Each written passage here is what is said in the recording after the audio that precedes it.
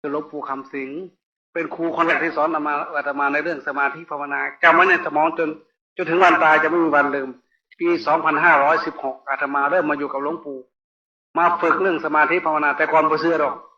ถ้าไปคุยกับดันแข็งกูมูเนี่ยไม่ได้เชื่อผมไม่ได้จ้าเครื่องไงมามันมีรีบอพิญญามีฤทธิ์มีเดชรู้จิตรู้ใจมันมีรีบอหรือขี่ตัวกันคุยกันซื่อๆบ่มายอมสยบอยู่กับหลวงปู่เนี่ยหลวงปู่รู้จักดีหลวงปู่กระแทกเราทีเดียวก็ยอมเลยเชื่อไปยังเสร็จจนตายจนห้องกันเลยล่ะจึงเรียกว่าเป็นบุรพาจารย์แต่บุรพาจารย์ของพวกเราก็คือพ่อคือแม่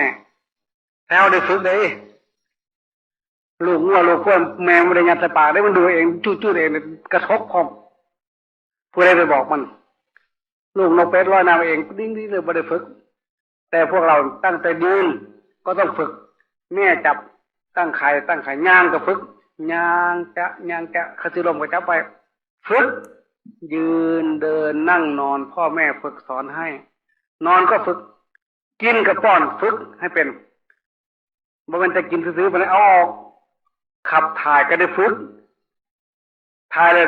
เพิ่นเมียนเพิ่นล่างได้ฝึกเอาได้ฝึกมันนุ่งผ้านุ่งแพรก็ฝึกเอาเองเบิดฝึกไปพ่อแม่ฝึกให้คำพูดกับคำจาพ่อแม่ก็ฝึกให้พ่อแม่ที่ถือว่าเป็นครูบาอาจารย์คนแรกเมื่อมาถึงพ่อแม่ก็มาถึงครูบาอาจารย์ที่มีคำว่าพ่อแม่ครูบาอาจารย์อาจาริยะปาจาริยานังอาจารย์ของอาจารย์ผู้พการนังมหัลกานังผู้ทานังอาจารย์ของอาจารย์ผู้แก่ผู้เฒ่าผู้เจริญยังมีอยู่คือหลวงปู่คำสิงห์สุภัทโทซึ่งเป็นอาจารย์ของอาตมา